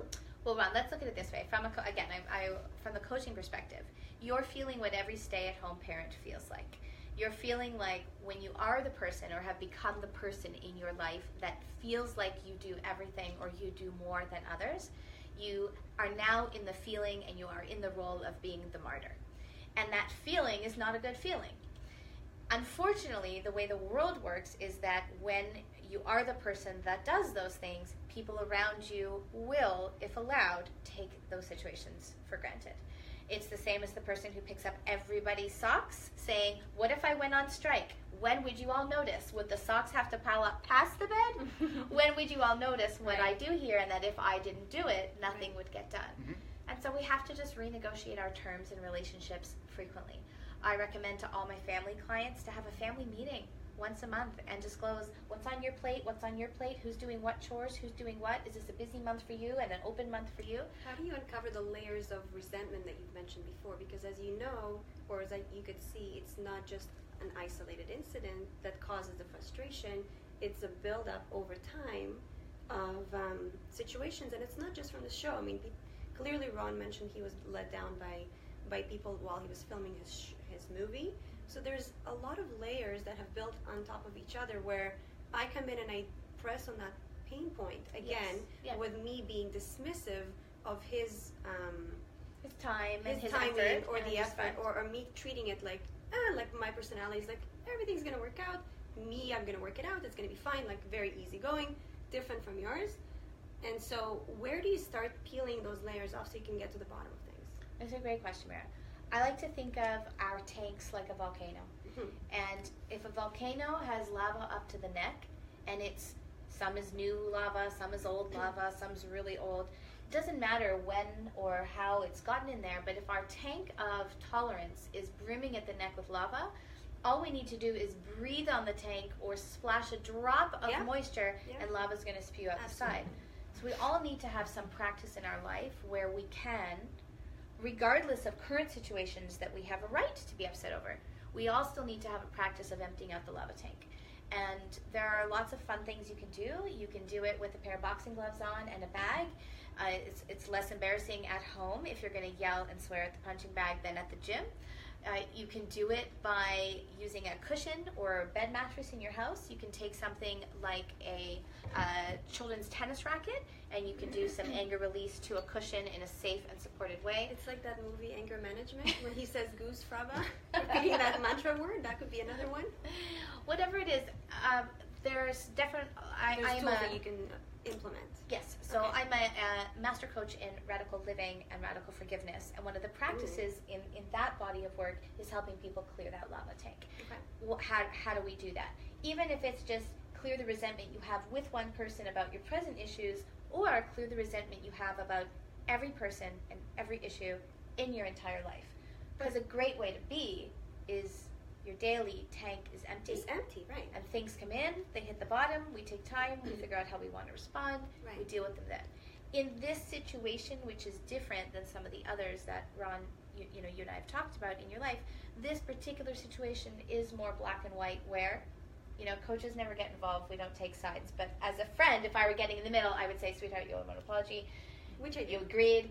He said yes, you got a right to be mad, but then we still have to be responsible about how we choose to react. Yeah. We still have to be responsible about how we say, and then we still have to choose, are we going to let it overtake our body, affect our day, affect the next 2 hours? What are we going to do next about it? And we might even be careless to expect her to come on time the next time. We might want to adjust our expectations rather than continue to perpetuate. Right. So in this case, going and punching a bag, and for Ron, that would be not very useful because we really need to sort it out between the two of us. Like, it needs to be verbalized, and we need to put a punching bag in the studio. That would have been useful maybe right now. So you need to let some steam off of your chest. I needed to verbalize. I'm not that angry. I just feel like, like when she mentioned something. I'm not angry. Like, you guys are misunderstanding. It's not anger. It's how I express myself. It's not anger. You would know if I was angry. I'm not angry. I'm upset. And the reason I'm upset is because I just feel like, again, we talked last week about the boob situation, and I apologized from the get-go. Oh, yeah. And we're going there now. We're going there because it was a conversation. Why do you like talking about that? No, that's the thing. You like talking about it. We spoke about it for about an hour.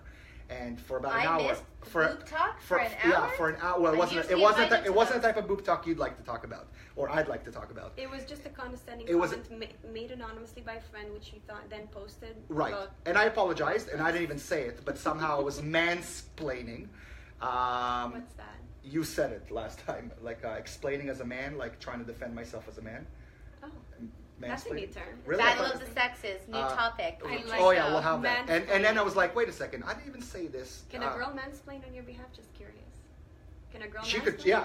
But you're saying that you're explaining as a man, and I was like sitting here, like somewhat defending myself about something. I was like, I didn't even say any of this. I just brought up, yes, I apologize for putting it up, but that was it. And now I know from now on that if she would, if something like this comes up, I'm going to talk to her first. Since you have a beard and we both have a pear, is this part of the prickly pear? Like, I can't show my prickly pear on. No, the beard. No, the no. beard. She's beard. to the upper Keep body. it up here, Ron. Keep it up. Okay, all right. You took me R-rated. from boobs to that, so. No, this is a good point. I'm noticing a pattern here. Last show you spent some of the time apologizing or defending yourself, and this is the reverse situation here. So quite balanced, I would say. Quite balanced in our offending each other, hurting each other, and then apologizing. But there is a difference. What are we missing for today, guys? What are we missing that your audience is counting on so that we can all make sure that everyone who has been tuning in or tunes in after, your expectation from the prickly pear, if I understand it correctly as a guest, is prickly on the outside, sweet on the inside. So, embodiment. I don't have the pricks. Oh, that's what it is? No. I can be, look, at the end of the day, we're Sorry, humans. I interrupted you, though. You were talking about the expectations. Yeah, so as we near through the show today, let's make sure that what we start with good intention, no matter how we go sideways or diagonal in between, then we finish with good intention. So that makes it a whole. The idea. So the goal is you're helping people, and you're doing it right now, by the way. Right. And that is. And the it goal. has an effect because the goal. cheek is less red right now. And I'm sorry to point that out, but I can see you manifesting. Are you talking about me your in this way? frustration physically, and I can see that your defense is like I'm not bringing it down. Again, I'm not defending. Color is changing, and thank you for that, Haley. I really appreciate that.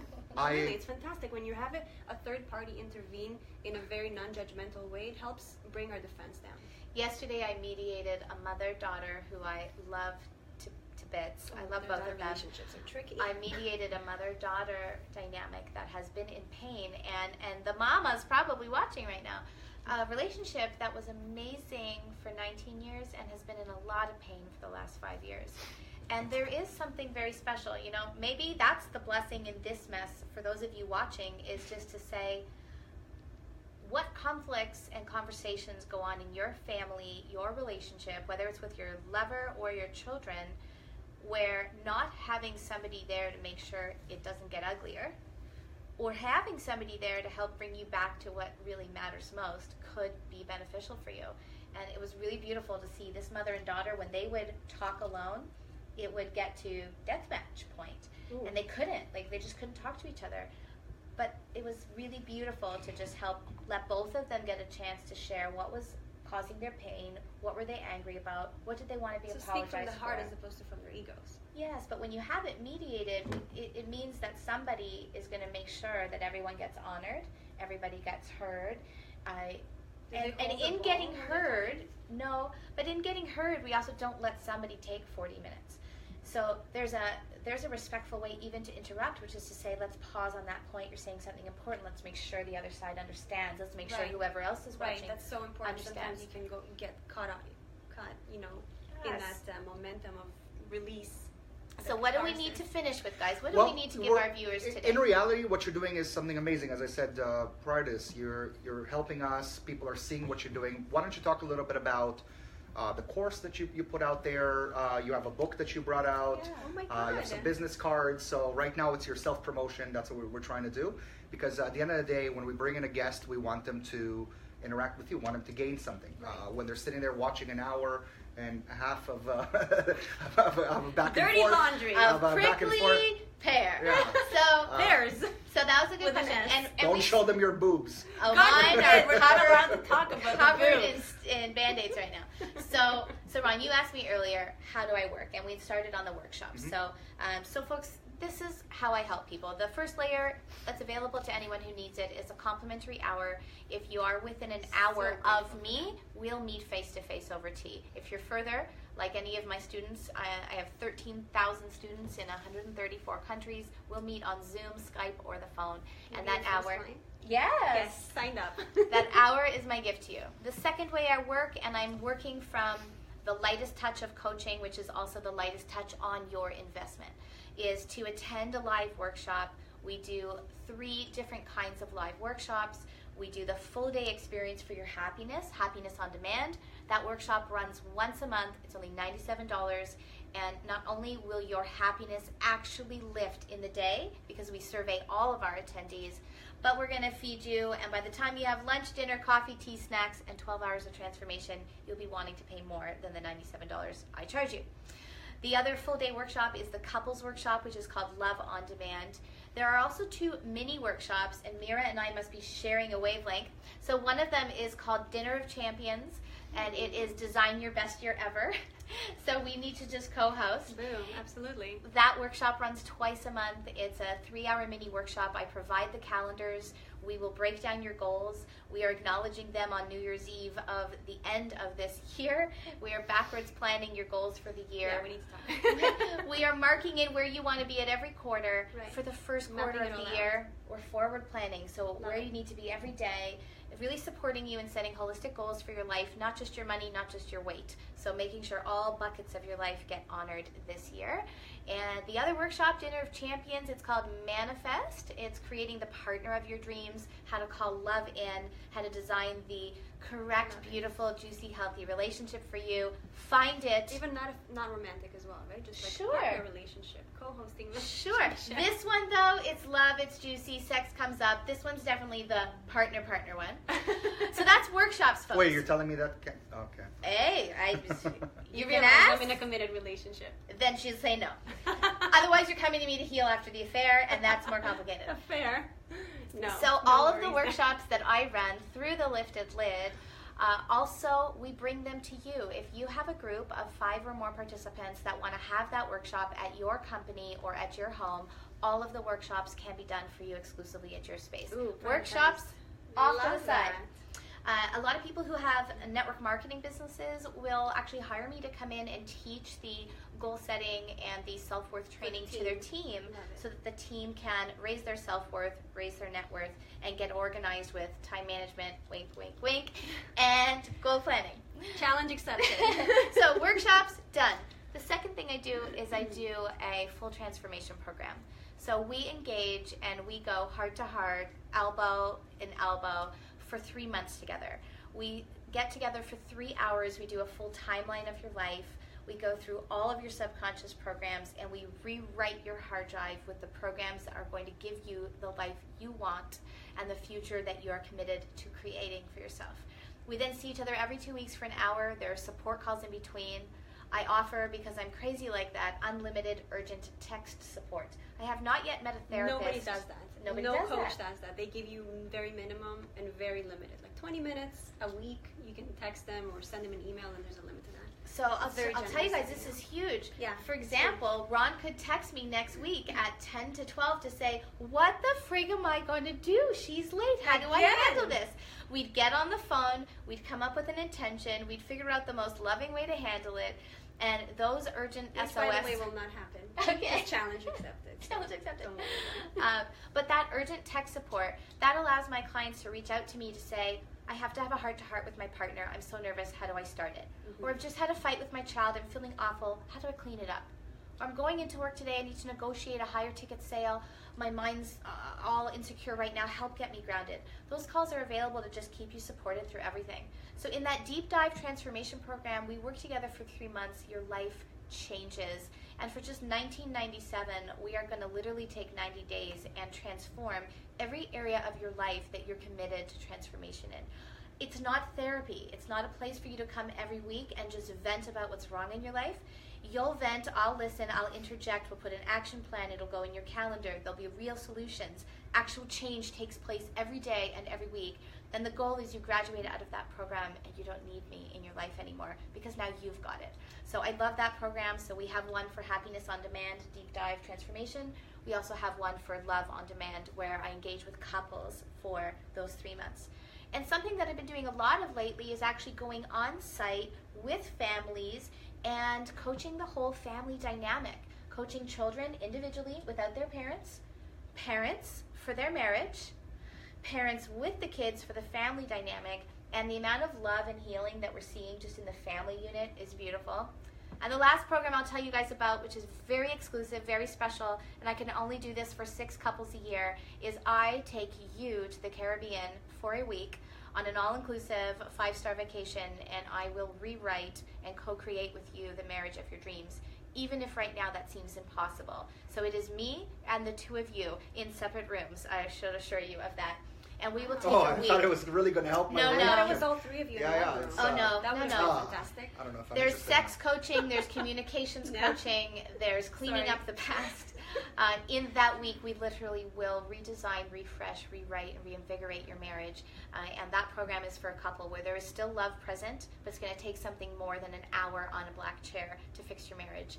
And all is possible for 2 people who come to the party with some love and some fight still in them. So as you can see, I do a lot of different things. I guest speak. I recently was speaking in California at the Disneyland Resort on My Happiness Pays. I speak for companies. I speak for the school. I run PA days for teachers in certain school boards teaching happiness and resiliency. How do you have time for yourself? This is incredible. You're doing so many things for so many people. That's a great question, Mira. If you look at my calendar, here's what goes on first. The purple in my calendar is where I take care of me to make sure my vessel is healthy, my mind is clear, my heart is pure, and my body is strong to go do the work I do. So you have purple time scheduled every day? Every day. Good. Second thing on my calendar is pink. It's when I hope my husband's naked and that we're connecting and we're together. And the reason that goes on before my kids is kids deserve to have a happy home, and I'm committed that ours is that way. And it stems from a healthy relationship between the parents. That's So notice the priorities, right? First is make sure I'm okay to keep doing what I do in the world for my husband, my clients, my kids, all of it. If I'm not okay, none of that goes on. Can I interject for one thing that is so interesting? I think it might be a conversation for a whole other episode. I see so many moms, when they become mothers, abandon their relationship with their husbands. Their child becomes number one. Sex? No. Private time with their husband? That's not important. We must do another show on this, guys. Can we talk about that, please? Because even though I'm not a mother, I witness a lot of my friends put their relationship to the back burner. And those clients end up on my couch. Right. Unfortunately, forgetting what it was like to be a husband and wife. I would love to have another. Are you okay with having that conversation? Of course I am. Cool. So couple time, alone time, date time, love making time. That's second on my schedule. The third thing on my schedule, which is in orange, is family time. It's when I want the people who I love to be smiling, laughing, and have me in their presence when they do that. Mm-hmm. That's the programs that we do together, the family day dates. That's dinner time. That's Sunday sporting events. That's everything we're doing. The next thing that goes on my schedule is green, and that's when I work. And so how we have time for all things. Green is work. That's an interesting right? choice for color. Green. Green light, also positive energy. Yes, nature, life, beauty, and heart chakra. Yeah. But it goes on the schedule last, and that's how we have time for all things. No, we don't have time in life for all things. We have time for all things we deem to be important that we prioritize and put in first. And for me, that order is make sure we are incredible people. We have healthy relationships. We're then raising a healthy stable next homes. Generation. And then with those buckets honored, I can go out and speak and coach and write and put books out and give talks and give free sessions. Because I know with integrity, if you ask me for a free session, I already know with what's in green in my book, I've honored myself, my husband, and my children. Right. So I can say yes to you. That's beautiful, because what good would you do for other people if your tank for you is empty, if your relationship is rocky, if your home is not stable on different aspects, right? And that's one thing I'm most proud of, and why I actually see a lot of clients in my house. Oh, you do? I do. Cool. So our you're home, inviting them into your personal space. Our home is where we run our retreats, because now I don't want to say something disrespectful here. I'm sure that I want to make sure the intention of what I'm saying now is not to offend anyone. I know that there are some great coaches out there that can coach you on love and marriage and parenting, but I would say, and I hope I'm not out of line to say this, that if they are not in a happy marriage or do not have healthy relationships with their own children, then perhaps it's more meaningful to be coached by someone who has a loving and happy marriage, who has a good dynamic with their children. Right.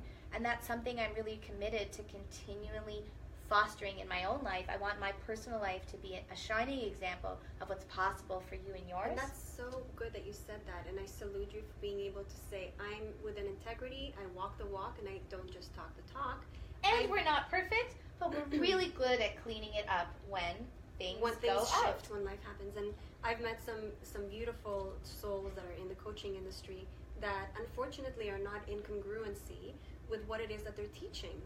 If they're teaching happiness, they are actually quite unhappy. If they're teaching how to become wealthy or independent, it could be the opposite. They're teaching how to be fit. They're not fit or healthy on the inside. Right. So they say like the shoemaker walks barefoot, right? Sometimes. But touching on that point, I know you now for about just over half a year, and during this half a year, you've gone through quite a bit yourself.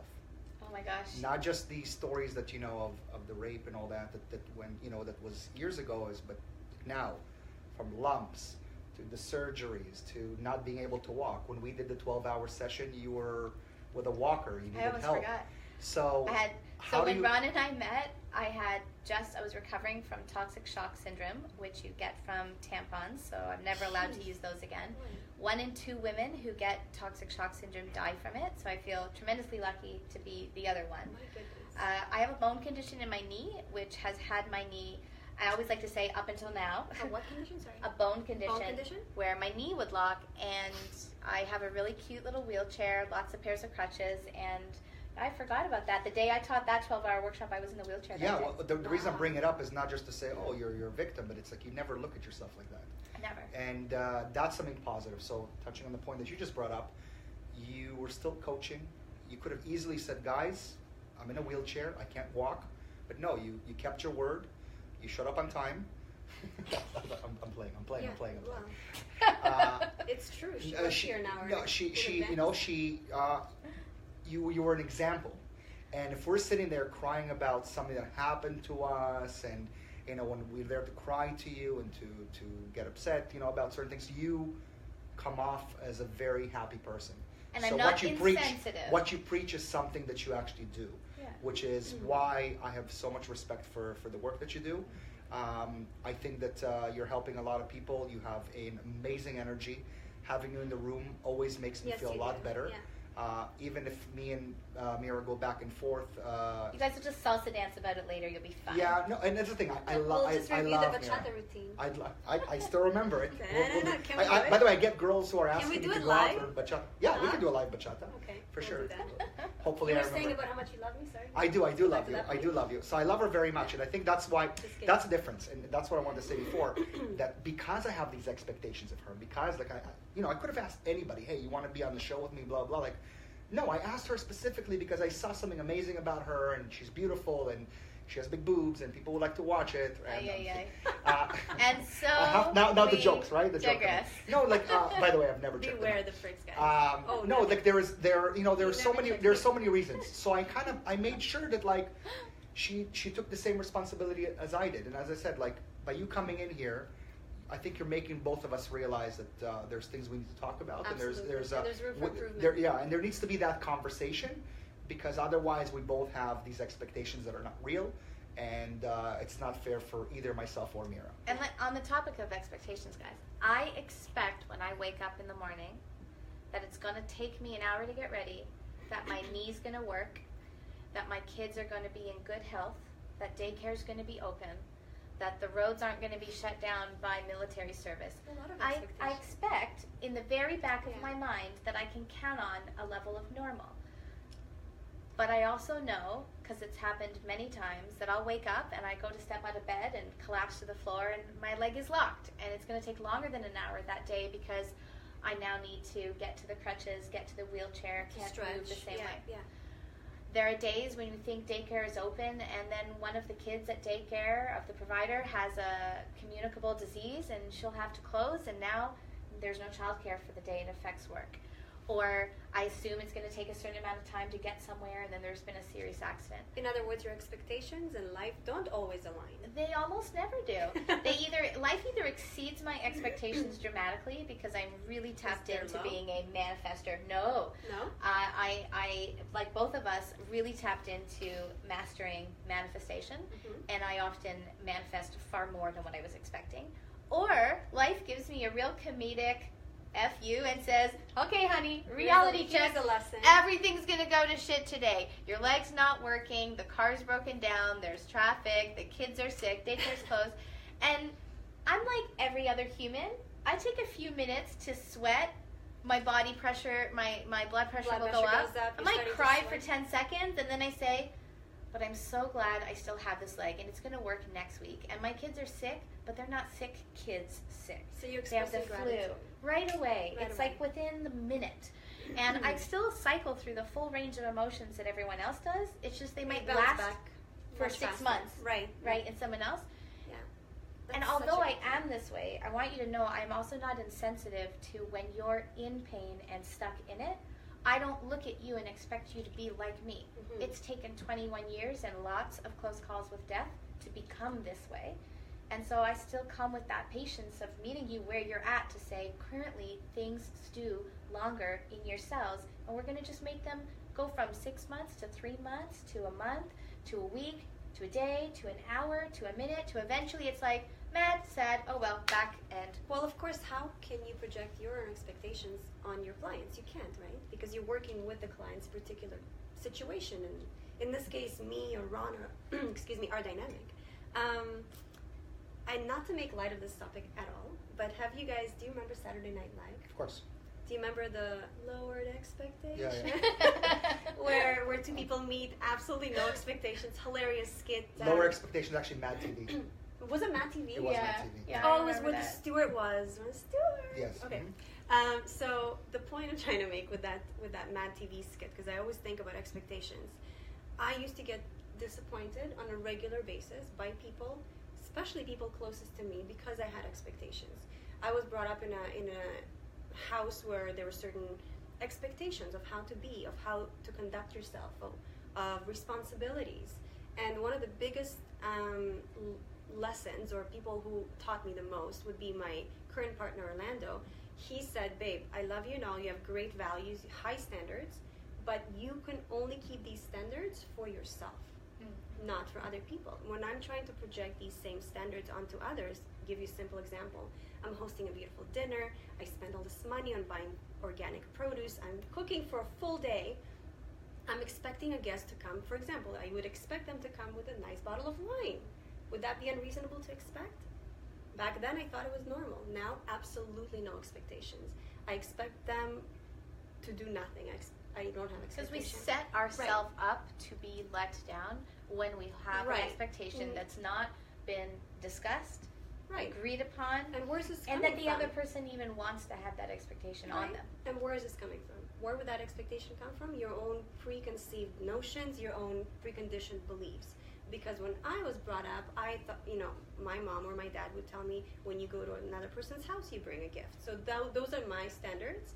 But I'm because you're Russian, makes sense. That's how we are. That's how but I'm applying these standards to other people, and they may have completely different circumstances, right?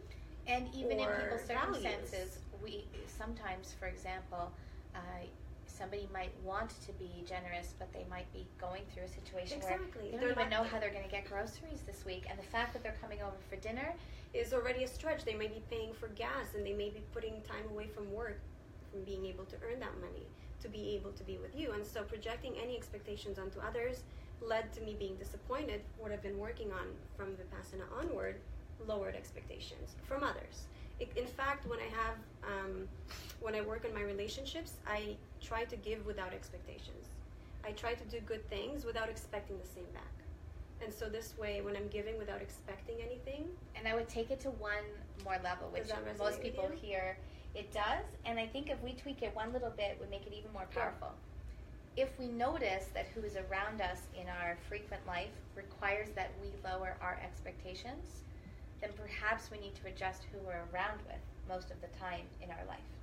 I couldn't imagine being in a marriage where I would look at my partner and say, well, if I lowered my expectations, you'd piss me off less. What I would want to have is a kind of life where everyone around me is working on being the best versions of themselves, they're growing, and we can all hold each other to our own standards, where we can be that accountable partner for each other to say, you're working on something great, I'm working on something great, and just that it's very good that we release attachments to expectation. Just let's be careful that doesn't mean we put an inferiority standard in our life and we start settling. It's so good that you mentioned that. It's absolutely different to lower expectations, but you can keep your values and your standards. It doesn't mean that I allow somebody to disrespect me or to be a nasty person towards me because I don't expect anything from you. No, you set your level of expectation of yourself highest first, and then what you're willing to accept from the universe. But again, it all comes back to how do you present, how do you show up in life? When you show up, when you treat yourself with respect and you take care of yourself, and then you allow other people to treat you with that level of respect. I always say to my clients, we teach the world how to love us. Right? By learning how to really love yourself. But that's a whole other conversation about self-love. That's the third episode we need to do. Right? We already have like 5 episodes booked in advance. Well, we're already at 2:10. We're 10 minutes past the time that we really wanted. Okay. So first off, I wanted to thank you very much for coming today. You were very enlightening. I would love to bring you back again. Maybe we can have a relationship talk. Yeah. Maybe we can bring our partners maybe at some point Can or we do another. that? Yeah, I think so. I mean, we'll just have to figure everything out in terms of getting people. That would be so much fun. So, I'll teach you guys live some exercises where that would be so much both fun. relationships get to have even a lift up in the day, which is fun. Thankfully, I don't have any problems to get, but clearly that it's wasn't the lift I'm talking about, Yeah. but there are a lot of relationships where Yeah. the lift or the slick are an issue, and Right. it comes down to emotional issues. So again, I want to thank you. One more thing, if you could just let the people know where they can find you. Yes. I know that you have a Facebook group. I know that you have an email, you have a phone number, whatever you want to put out. This is your opportunity to let the audience know how to connect with you. Awesome. And then I'll add things in the comment thread after we finish taping. So I'm one of those old school people where you can actually reach me. So if you need urgent support, you can text 416-797-5856 and I will write you back. We will add these in the comments. Yeah. You can drop me an email, haley@theliftedlid.com. Find me on Facebook, Haley Patry, or The Lifted Lid. And more than anything, if you just get engaged on this post, we will reach back out to you to say thank you for engaging, for putting up with all of us, for being here, for any of your questions. And if I can support you in your love life, your life up here, your life in here, your family life, or getting your inside stories right so that you can make your outside reality amazing, just drop us a line, and I would love to connect with you. Thank you so much, Tamira and Ron, for the opportunity. Our pleasure. To hang out with you in Toronto today. I'm going to hit the highways back to Oakville and hug my babies. And you know what tonight is? Well, tonight's a lot of things. Tonight is date night in my house. And what that means... Pink on the calendar. It's pink all night. What that means is that this mom is feeling no guilt about hiring the most wonderful babysitter. Shouts out to April. You are an angel. I don't know what we would do without you. And having her come into our home, make a great fun night for our kids, and our kids get to see their parents kiss on the way out, kiss on the way back. And if you are a parent out there, quit feeling guilty about taking date night. Your kids want to know that happy relationships exist, and you're teaching them how they're going to be in their future relationships. So let's look at what we're teaching. So there you go. You're talking about the next segment already. So it's Love the relationship. Thank you. The love segment. We should probably acknowledge our beautiful audience for sticking through all of this drama. And Definitely. There was beautiful moments. There were intense moments. Guys, I wanted to personally thank you for all of your comments, supporting both, all three of us, and providing insight, whether it's constructive or humorous. I've read some funny comments, some comments that are serious. Every comment is appreciated and valued, and more importantly, your time is very precious, because more than anything, this platform was created and is a brain baby of Ron for the purpose of inspiring you guys, inspiring a healthy debate. Sometimes a debate becomes really real, like today was real debate, with rosy cheeks and heated armpits, like in my case, totally. So what did we learn today, you guys? Set your expectations, make sure the other person agrees. If you screw up, clean it up. Don't be late unless it's an emergency. Boobs are a good topic, not a good topic. Depends on your audience. Depends on Have consent. a date night. Honor yourself in your schedule. Make time for sex and love in your life. If you have issues, air them. Don't bury them under the rug and resent people. If you don't like how your life is going, take a look at what ways you're being that may or may not serve you. We talked about some heavy things. We went from suicide to boobs and back again. And let's make sure that for everyone watching, if you do know somebody who is in crisis mode, that you do point them in the direction of some of the hotlines that they can reach out to, like Coast. There are several helplines. You can also call 911 and state that you have either an emergency or non-emergency, and they can transfer you over to a police support line. Let's just make sure that collectively our community knows that they don't have to suffer alone. Whether it's or call a friend, which I think is right. probably one of the most important things. Make sure there's company. Last week again, I had somebody who called me and just wanted to talk. You've been there for so many of your friends through that. I have, and that's what I'm saying. It's sometimes it's just that phone call, and be there for that person. Don't just send them off and say, "Oh, I can't help you. Call 911." Right. And that's something that I want the audience to understand, that it's be friendly to them. Like make them feel important for that moment in time, and you'll see how much help you're actually doing, as opposed to sending them off and saying, "I cannot help you." Yeah, go reach that help, because they called you for a specific reason. They didn't call you just because. There you go. The alarm is on. That's telling us that we gotta go. The last thing I think you guys probably noticed today is that when you see something on the outside that looks good and neat and perfect, and you think your life's a mess and that person's got everything all together, just look at the show today and just know behind anything that seems like it's all together, there's real issues, real challenges, there's mess, there's drama, is how we handle it.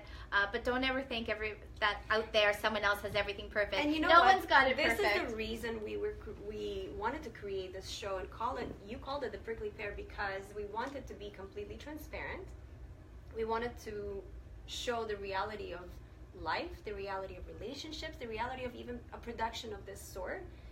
There are a lot of shows out there that appear so perfectly put together, but I know for a fact that there's a lot of that goes behind the scenes that is not disclosed. We're making things different. We're stirring it up a little bit because we're putting shit in the scenes, right? Because you know what that kind of stuff needs to be discussed, because ultimately it creates a debate which, when in the right hands and in the right mouths, can reveal a better self. We can allow us to elevate ourselves to be better, a better version of ourselves, which is the whole point. Yeah, and again, it's really about being ourselves, being real, being able talking to be about issues that people don't want to talk about. Right. For every person that disagrees with me, there's somebody that agrees with me, and it's not really about having people making me feel good or what. Yeah. It's really about us learning something, and I think every time we even talk, even though we banter, we go back and forth, there's a learning element that comes in. Tremendous.